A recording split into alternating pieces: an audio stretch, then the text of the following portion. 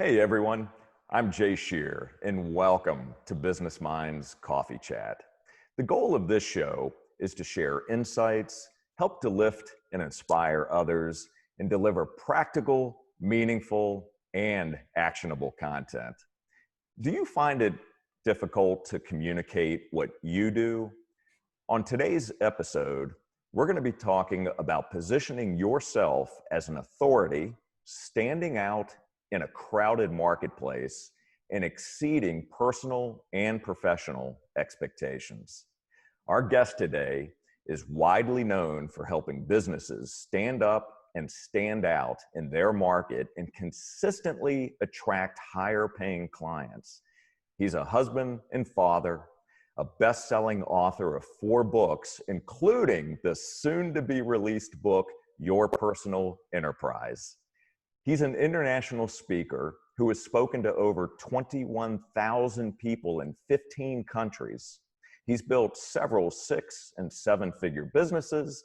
He hosted and produced his own TV show, and he once trained for the Olympics as a professional sprinter. Please welcome the authority catalyst himself, Steve Brossman. Steve, welcome to the show.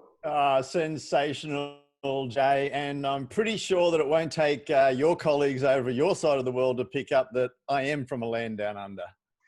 Love it. I could listen to you speak for days, as I'm sure many others can as well. So I tell you, I'm really looking forward to this conversation, and I thoroughly enjoyed researching you, reading your writings, and I'm super excited for you to be able to share with our audience today. So thank you so much for being here.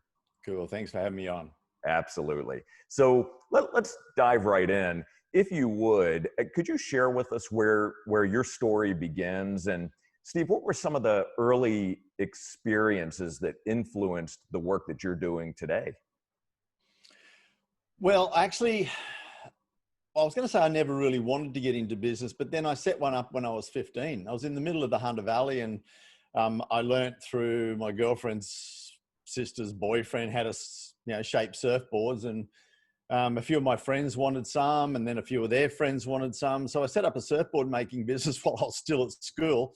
Wow. I quickly realized I didn't like shaping boards. So I got a couple of my mates, they did the board shaping and all the hard work, and I just walked around making the sales and making the money. So I thought that was pretty good until my dad wanted his garage back and didn't want all the white stuff around. But then through school, I became quite good at athletics and became a professional track athlete, and then had only one job in my life, which was working for the government as a town planner. But that basically was just to fuel my running habit. But as you mentioned, I was actually training for the Olympics, but I crushed 3 discs in my back, and you can't run with a crook back.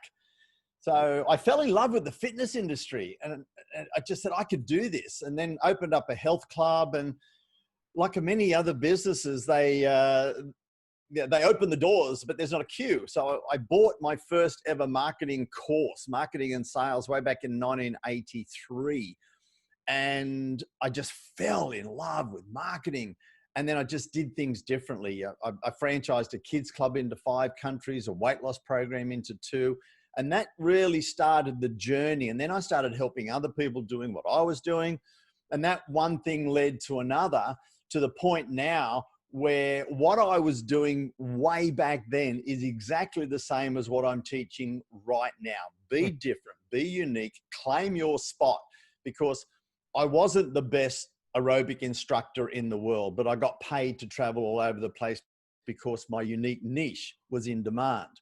So you don't have to be the biggest and the best. Find out who you are, a leader and authority in that one section, what you do different, and then that is what you're going to get paid exceptionally well for. Excellent. Really interesting. So I've seen where you have said that clarity equals cash. Unpack that statement for us.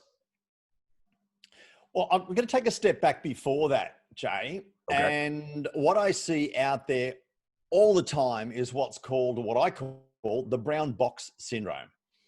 And that's where people are in a market or a category and they title themselves by that market or category, whether it is a coach, a trainer, a mortgage broker, a consultant.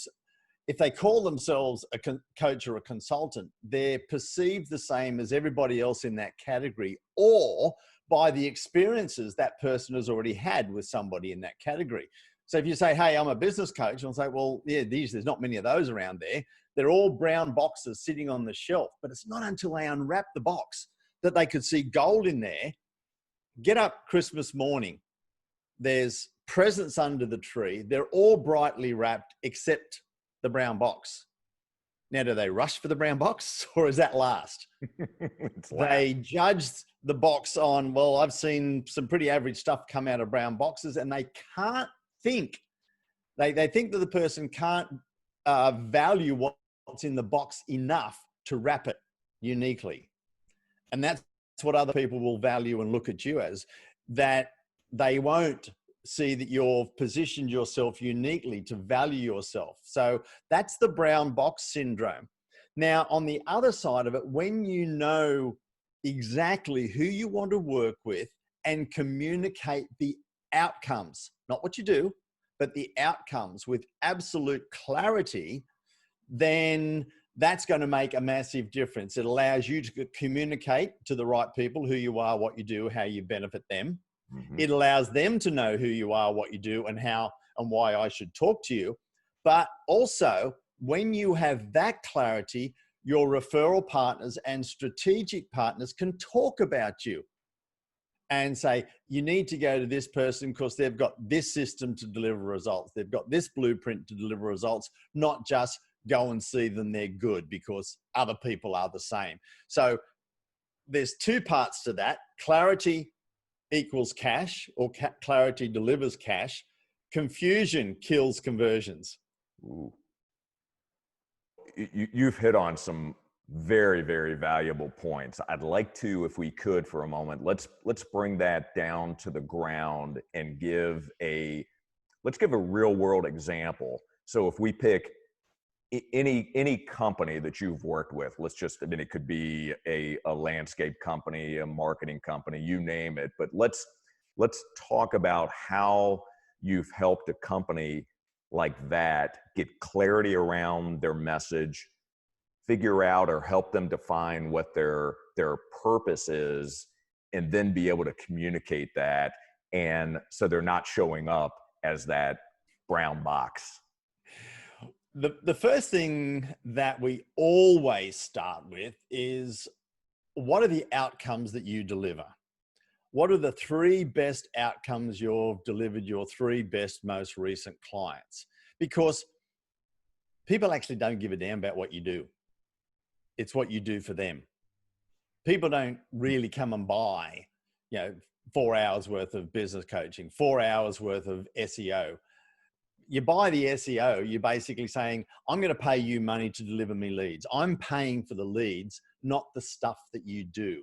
Mm-hmm. So that's the first thing. When you know what your outcomes are, most people don't title themselves by their outcomes. It's just what they do. So let's take a couple of very brown boxes, particularly here in Australia. I think they're called very similar over there. A mortgage broker, somebody who delivers loans for people who want to buy a house. And geez, there's not many of them around, is there? So a very crowded space. We're looking at it very crowded. So 3 in particular that I've worked with, one wanted to help people who he'd already supplied loans for. They have enough equity in their property to start buying investment properties. So we looked at the overall scheme of things and we positioned him as a property portfolio strategist, helping people build their portfolio. Basically, he still delivered home loans. Okay. So who do you want to go to? A property portfolio strategist or a mortgage broker? Yeah, I'm going with the strategist. Yeah. Another group who basically call themselves a web and an app developer, generally competing with the offshore outsourcing market that are charging hundreds of dollars for a website, not thousands. But what he did was he worked with the business to understand the business and then developed the web platform to suit that. So he became a digital business strategist. Hmm. So he added 6 figures to his business in 6 months by just turning that one thing around. Wow. Who comes to a digital business strategist? Somebody expecting to pay more instead of a cheap web and app developer. Staying with another similar business, somebody who just provides business and marketing automation. I mean, again, a very brown box, and it's really unsexy what he does. But when you provide automation, you're going to save somebody some time. You're going to develop a flow of leads. You're going to increase, ideally, their profits. So, and having a dashboard to do all that was like an engine. So we called him the creator of the profit flow engine. Okay. So your uniqueness could be, I'm the developer of, the creator of the XYZ. I help people create blueprints. They could be the creator of the profit flow engine blueprint. And that elevates you above being a systems and automations geek. Wow. So that allows them to communicate the value and the unique way of doing things. Yeah, I love that. That's fantastic. Well, you're certainly making me think about my own business and how I serve and how I position myself. So thank you for bringing that up. I certainly believe that you and I are going to have some additional conversation around that for my own business, and I certainly hope those that are watching us are going to really think deeply about their own businesses, how they're positioning themselves, and ask themselves better questions. I'll jump in and they can remember one thing. Yeah. They might want to write it down. Whenever I'm doing seminars, I say, tattoo this on the back of your eyelids because it's that important. Your perceived position predicts your profits. If you're perceived the same as everybody else out there, you will be judged and paid the same. Powerful. If you're perceived as a unique authority in a leader, you will be able to command the high fees. So I want to talk about your third book for a moment, which was Exceed. And in that book, you write about the slingshot effect. Would you please tell us about the slingshot effect and how can we use that to overcome obstacles that we all run into and be able to reach our goals faster? I'll turn goal setting on its head because I think most people are preaching goal setting the wrong way, because most people are saying reach for your goal, strive for your goal. It seems like it's something that's out of reach, that it's just so hard to get to. Like you're climbing a mountain where at the bottom of the mountain, it's wider and flatter and you can have a lot more people around you. But as you're climbing to the top, you're actually slowing down. You're going to do it on your own. Whereas the way that I look at goal setting is you're standing at the top of the mountain and you're about to let go a big snowball. You've picked out where you want it to go. You've got the direction. Most importantly, you have to start. So you've actually got to push to get the momentum going. As you get going and it gets going down the hill, it's going to get bigger. So that could be bigger tasks, bigger challenges, bigger team. It also picks up speed, which is what you really want to do heading towards a goal, and generally getting there quicker, faster, and better than if you had have just taken a normal approach. You get to the bottom of the hill, which is your goal, and you smash through it. And you've got that slingshot effect up to the other side. And the only way to do that is what I call with momentum goals. A momentum goal is a challenge, but totally believable, so you can totally commit to it. Most people set goals that are a wish, and they don't totally believe. They would like to, but they don't totally believe. Therefore, they don't totally commit. Therefore, early in the goal chasing, they're starting to fall behind. And therefore, well, yeah, I'm falling behind. Therefore, I'm not going to totally commit. And you just keep falling further and further behind. But with the principles we've got in the book Exceed, you set the momentum goal. You've got total belief. You've got principle number 6 is ruthless focus, but principle number 5 is do a little more than is expected. You can always find a 0.5 or a 1% somewhere, and therefore you're ahead of the curve. You're gaining momentum, and you hit the next goal with momentum and you slingshot on to the next effect, because what happens is what's called the winning effect. When animals, all animals, have a win, have a kill, they have a release of testosterone and dopamine that prepares them ready for a bigger and better challenge.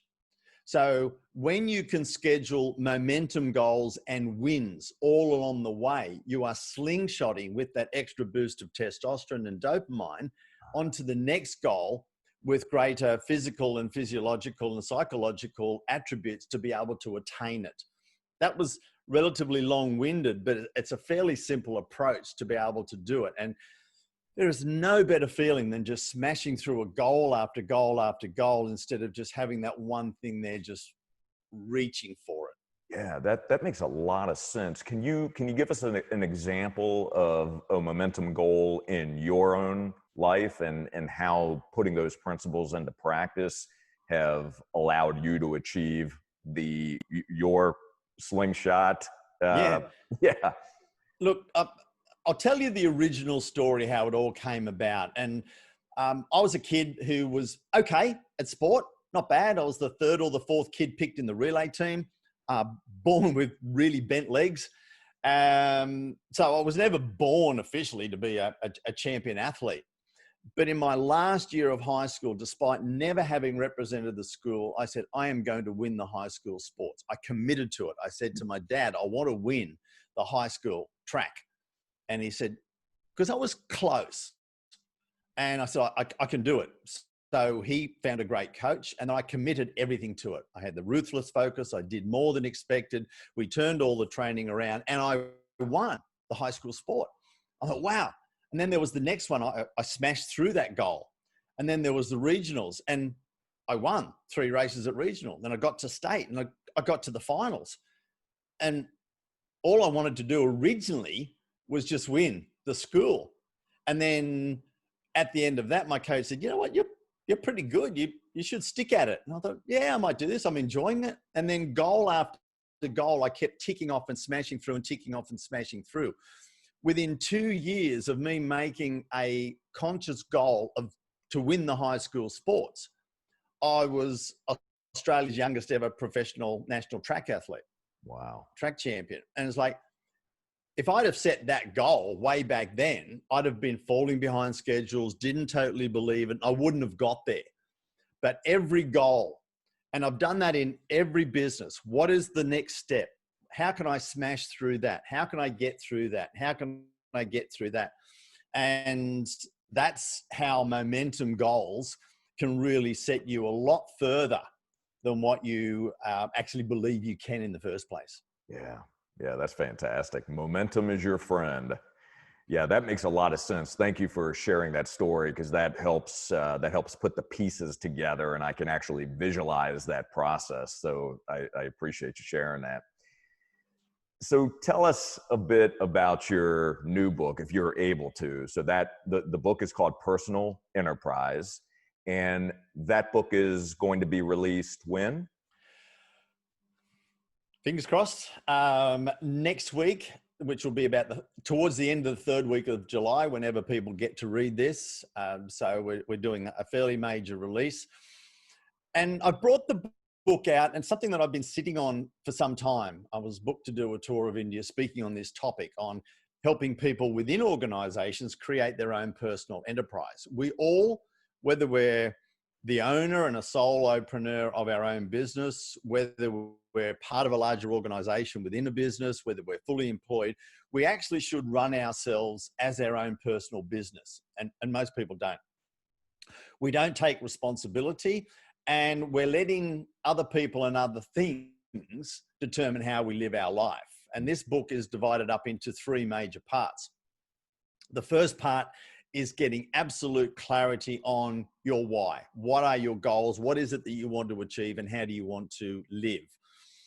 That drives the fuel to be able to do more on the next part, which is create your engine, which is your own personal performance, how you can achieve more, which is basically what we were just talking about. How can we implement that? Those 2 are wrapped up in what I call your personal operating system. And most people don't have them. Well, they do, but it's what everybody else tells them they should be doing. Right. All very successful people have them. They have their winning habits. They have their routines that they go through. They operate themselves by design. So you've got the driving force, which is your fuel, high octane, hopefully. Then you've got your engine, which is your own personal performance. And then you've got the body of the vehicle, which is whatever it is, whether it's your employment situation, whether it's your business situation, your own business, that is the vehicle. And if you're not achieving and living the life that you want, there is something wrong with one of those three things. Maybe you don't have the high octane fuel to drive yourself. Maybe your engine and your personal performance is not where it should be, or potentially it's the income generating vehicle that's not right for you. And it's one of those three things. And with everything that's going on with, you know, the COVID and all of these sorts of things, I see a lot of people that are in business or in employment want to get out and they don't know what to do. And I got people coming to me, hey, Steve, I've been working at home for the first time in ages. I like it. I don't want to go back. And it was like, what do I do? And it's like, well, okay, how can we create their personal enterprise to get out there and be able to change the way they live? Fantastic. I cannot wait till this book comes out. I know that's one I'm going to be purchasing. So as you dig deep into those three areas, do you help someone be able to identify if in which of those three areas they could be having some challenges and how to overcome those? The interesting thing is, it's what I've been doing in my own personal business for people for quite some time. I've never actually put it in a book to share with the world. Mm-hmm. And because I needed to, and my fuel was so high octane, I finished running a 10-day video masterclass. 1 hour later, I started writing the book. 3.5 weeks later, I had 32,000 words done and dusted and off to the editor. Oh, that's fantastic. And it was because I had to get this out. Now, as you've probably seen in my books, I don't write books to be read. They're virtually a living, breathing workshop with worksheets and videos in them. And this one I'm taking one step further is they do get the videos, they do get worksheets. And about 2 weeks after the launch, which will be early August, I'm actually going to be running a 3-day free masterclass, an hour to an hour and a half each day, helping people implement it into their business and their life. Nice. And it's something that when you get these 3 steps in and be able to, you know, I know we're going to talk about in a minute, living on purpose and operating on purpose, then life's good. It doesn't mean you buy the book and all of a sudden, you know, you've got all the money and things like that. There's everything else that falls into place. And this is an exact playbook to be able to fast track your future results. Wow. Fantastic. Talk about a full experience in immersion. That's outstanding. Well, that gets me even more excited for it. So you just touched on this and you talked about this as the first step. Let's talk about purpose and understanding, finding your why. So share what you can about that first component of the book and why is that so important? Yeah, thanks, Jay. And I'm actually going to divide that up into the 2 parts and the way that I do cover it in the book. Now, we start with one of the P's, and when people get to know me, they know, and you've read some of my work, mm-hmm. I love alliteration, and I go through a whole heap of different P's. And the first P is payoff. What is it that you actually want? And I've got the 4 mores that I basically work through myself. It's be more, have more, give more, play more. But when I'm working with people, we start with what is the have? And that could be, you know, finance, relationships, health, etc., spirituality. What do you want to have more of? Then what do you want to give more? Giving impact, whether it's your time, finances, expertise. And then play. Life's meant to be enjoyed. How are you going to enjoy life? Then go back to the top. Who do you have to become to achieve them? And that's a missing link. A lot of people say, I want this, but they don't go back and say, well, who do I have to become to do that? Yeah. Fast forward to the next bit, which is purpose. And it's not sitting under a tree and thinking kumbaya and, you know, what am I meant to be doing on this planet? To me, it's an intersection of your skills, your passion, and the value. And I've got a very simple sentence. It is your ability to utilize your highest skills that you are passionate about to deliver great value and be well rewarded. Ooh. I think, honestly think that that's one of the most powerful statements I've come up with. And when you break it down, to utilize your highest skills, and that's going to make you feel good, that you've got these skills that you've probably been working on, you've been good, you've been working on them, and to be able to utilize those skills will make you feel good. To deliver great value for people, and that's what we're here for, to deliver great value that you're passionate about. So it's not just skills that you're good at, but the skills that you are good at and love doing, and therefore helping people, but in a way that they see value and they pay you for the value that you deliver. Mm. That is a very powerful statement.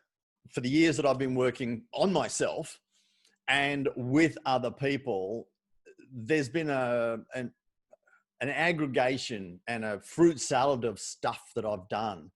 And if you want to have some mindset and some personal development, you've got to go somewhere. If you want to do, you know, personal performance and high performance, you've got to go somewhere else. And if you want to do business development, you've got to go somewhere else as well. And through life experiences and with the athletic and personal coaching and working with those sorts of people, I've been able to understand all this part of it, as well as where it fits and works with business. I've been fortunate enough to hang with some of the greatest minds on the planet, having a week with Richard Branson on his island, and really studying how these people work.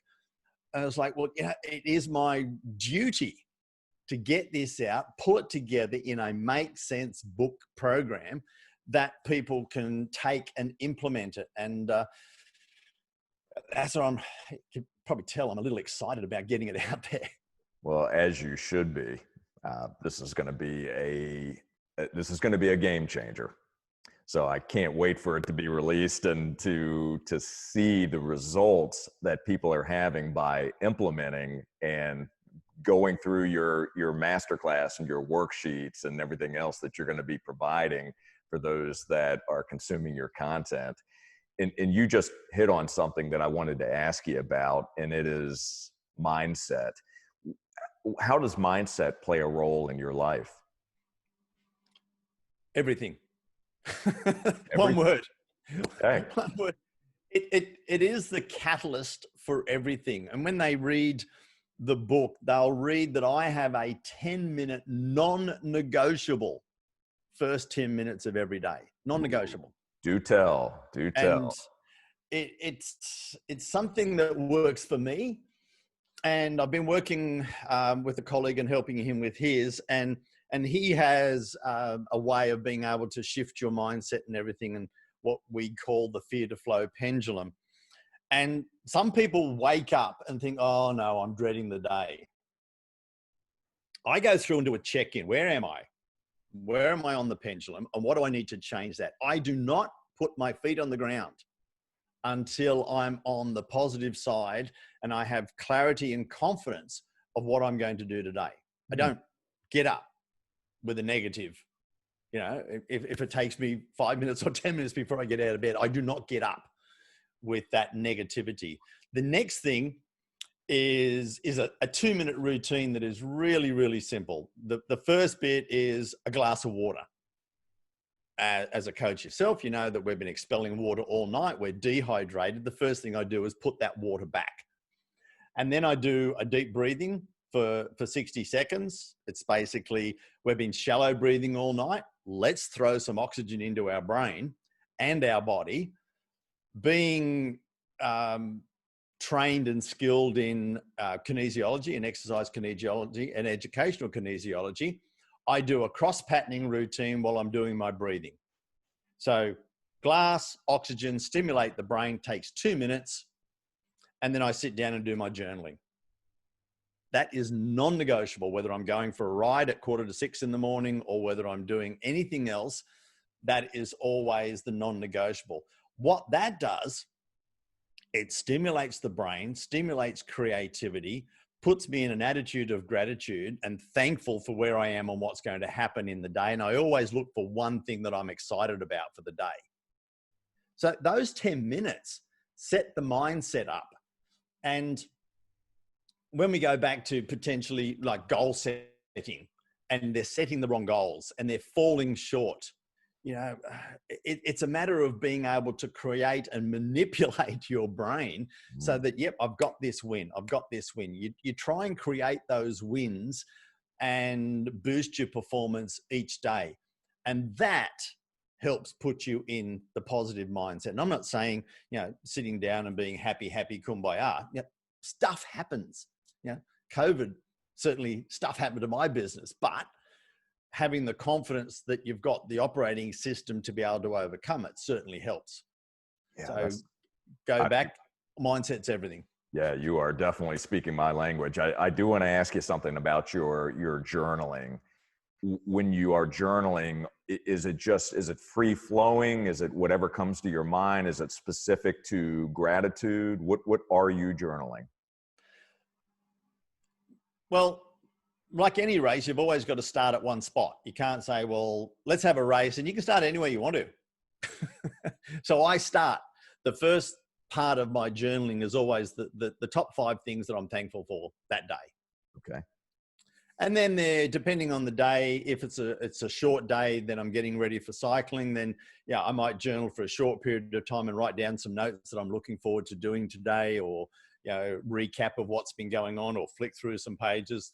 So that sort of journaling is all in there. I've got other journals if I'm working on something that, whether it's on the iPad, tablet, and I'm writing into that. But my physical journal is paper. It always feels good to write on paper. And I always start with just the top 5 things that I'm thankful for today. And then some creativity that might just happen to come out, because my day starts the night before. I go over, obviously what I'm thankful for that day and what's coming up tomorrow that I'm looking forward to. Now that sets the reticular activator system churning away while you're asleep. And while you're not thinking about it, it's going into your subconscious and pulling out some stuff. And you'd be surprised how many things just pop into your head because you've actually done that the night before. And I was thinking, I've got these things. I'll quickly write those down. And they're part of the journaling as well. Yeah, that's outstanding. I have a similar process that I go through. Do you keep, so is the journal next to you, and do you wake up sometimes during the night? Does an idea come to you and you write that down? I know I should. I keep telling myself I should. No, I'm not going to. And most of the time I do remember it, and it comes back. But and that's another part of the productive first 10 minutes. Have everything ready. I've got the glass by the filter, ready to have my water. I've got everything ready to have my coffee. My journal is on my favorite chair. Everything is there ready. I don't get up and stumble around thinking, where is everything and what am I doing right now? I just get up, go into it, and then it's just a process that is quite uplifting and very productive. Oh, absolutely. Yeah, it's I do something very similar. I remove as much friction as I can, simplify. So you go for a bike ride in the morning, I'll go to the gym in the morning. So I have my clothes ready, already out on my dresser. I have in my office, which is where I write in my journal, I have everything sitting there waiting for me for the next day. It's just, if we can simplify that process and remove as many distractions, it just makes life that much easier. And this is a life changer. The process that you're describing right now, what you do the night before and what you do those first 10 minutes in the morning, talk about taking control. That's incredible. Yeah, just picking up on something that you said, which is absolutely brilliant. Take away the friction and the distractions. I've been fortunate to tour the world talking out on kids' activities programs. And one of the things that we said, structure the environment, not the child. You know, don't send them into a lolly shop and say, don't touch the lollies. Don't send them into a toy store and say, no, don't put everything out on the ground and say, kids, don't touch that. The way that I've actually structured my office, and everybody is watching knows that that's not my office behind me, but behind me is basically my filming area. I walk 2 meters. I've got a whiteboard. I've got the bookshelf, and I've got a poster there. So, and I've got the cameras all set up. So if I need to do any filming, I just walk 2 meters. Where I'm sitting now is basically my admin area. I know when I'm sitting here, I'm just doing stuff, and it's not my creativity area. I possibly could not write a paragraph on my book while I'm sitting here. Whereas move across there a little bit. Now I've got a little mini gym set up, and I've got a coffee area here, but upstairs where I sit and overlook the beach and the water, I've got this one chair that is, as soon as I sit there, it's my creativity chair. I have my laptop that I write on, not my computer. And so I've structured my environment, just moving a meter that way reframes my head, my brain, as to I'm over there to do a certain thing and I'm here to do a certain thing. Like you're saying, take away the friction, take away the distractions, you're going to get so much more done. And I see everybody trying to do everything. And if you're working from home, if you can, you know, that corner could be for there, that corner could be for there. It really will make a massive difference in the productivity and enjoyment of what you're doing. Yeah, for sure. I love that. That's awesome. So we've touched on this a little bit, and that is what's going on in the world today with COVID and the pandemic. How are you processing what's happening with regards to the pandemic, and how has your business been impacted? Working my butt off. Talk about that for a moment. Yeah, a lot of people, yeah, and it's a matter of, a lot of people say you got to pivot and change. I hate the word pivot. Pivot is stopping and pivoting around a central point, which means you lose momentum. I prefer to be agile. Keep your momentum up, be prepared to sidestep, be prepared to change direction, but try and keep your momentum up, which is what I've done. Some of my clients, through the industries that they were in, you know, one coach is in the wine industry, all the vineyards were shut down. Another works in another area, and some of their stuff. So we turned a few of them around, but that impacted my business. And there was an opportunity where everybody was saying, you've got to pivot and go online. Well, pivoting and going online means they've got to use videos. So within all of that happening, it was like, okay, within 3 weeks, I had a course created. I had it marketed. It was how to create your online new factor and master and get in front of the videos. And I had people from 6 countries in it. It's like, look for the new need. And the minute I finished that, it's like, I'm into the book. The new need now is what I'm delivering next. So as much as I said I'm working my butt off, it's as exciting as my business is growing, but it's because what everybody, all of your people, and I know you coach your people, is what are the new needs of people and how can you service them with all of the changes going on? Because the people that complain, oh, woe is me, life is different. Well, it's always going to be different.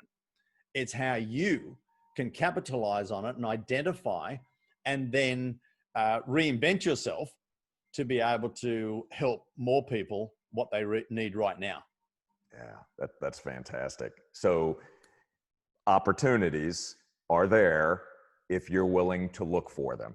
And if you're keeping your eyes open and taking the steps that you've already described to keep an open mind, to stay positive, to start the day the right way. And it's amazing what will come your way when you are open and when you're looking for it.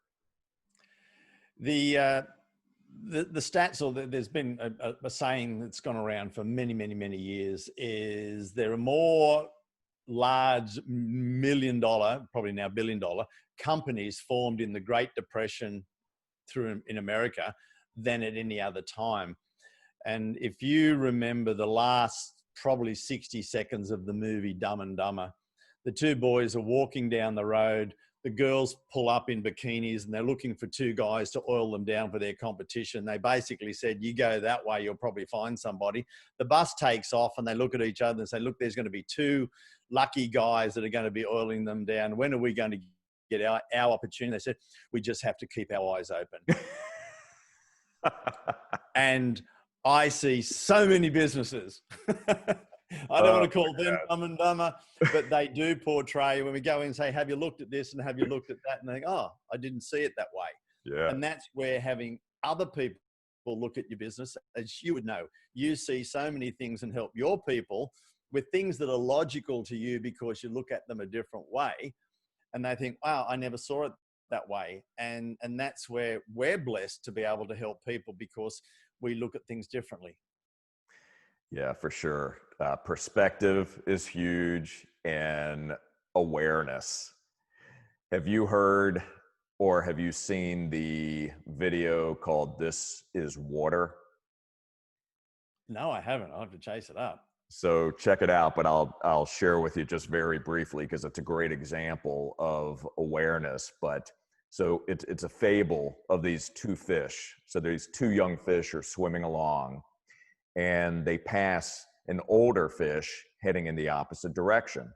And the older fish says to them, "Hey fellas, how's the water today?" And the two fish like, "Yeah, okay, whatever." And they keep going on. A little ways down the pond, the two fish look at each other and they say, "What is water?" And it's just one of those. It's one of those things that reminds us about being, we don't know what we don't know. Yeah. Be aware, right? Get perspective, ask better questions. So, Totally. yeah, so good stuff. So before I ask my final question to you, because I want to be respectful of your time, where can our audience go to connect with you and learn more about the amazing work that you're doing? I keep it very simple, mainly so I can remember it. But anyhow, my website, which houses most things at this point in time, is just stevebrossman.com. What I would suggest is if they go there now, they can grab a copy of the book, The Authority Client Attraction System, which is probably very appropriate, even though it's a couple of years old, for the work that you do with your people and the people that are listening. But if they can note down, whether you can put in show notes, very, very shortly, yourpersonalenterprise.com is where the book is going to be available. The notes on the free masterclass, which we'd like to invite them to, is going to be available. All of that is going to be there. Or look, one of the easiest ways is just connect on LinkedIn, because I'm very active on LinkedIn, which is where we found each other. That's right. And also Facebook. But LinkedIn's a good place to start, or if they want to head over to stevebrossman.com. I'm one of these people that if somebody sends me an email with a question, I personally answer it. And steve@stevebrossman.com is just another easy way to reach out and say, Steve, I've got some questions. And yeah, would love to help. Outstanding. Well, we will put links to all of that in the show notes, and I am so excited for the new book to come out. So hopefully we'll have an opportunity to talk more about that once I've had a chance to read it, and it has become a bestseller, which it is sure to do. So here is my final question to you. What is one piece of advice that you've received that has had a massive impact on your life?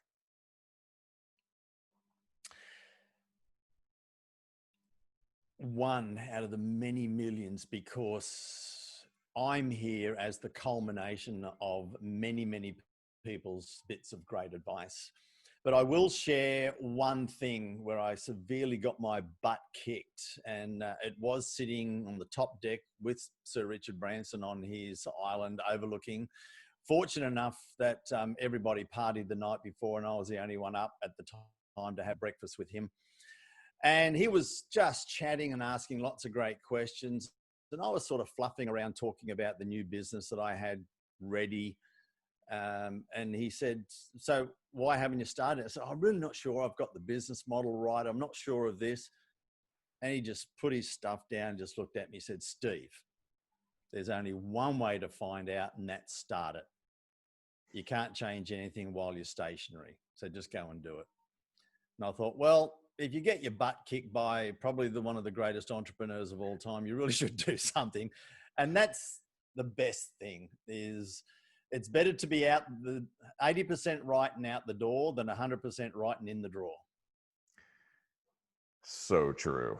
Yeah, that's a fantastic piece of advice. And for all of you listening, to make sure that you don't only hear that, but you actually put that into practice. So take action. Fantastic. Steve, thank you so very much for being with us today on Business Minds Coffee Chat. Thank you for sharing of yourself, sharing your experiences, your knowledge, and your work with the world. And I am so very excited for those that are watching to be able to engage with you, to learn from you, and to change their own lives and change the trajectory of their businesses through your experience and through your leadership and your lessons. So thank you so very much. I appreciate it.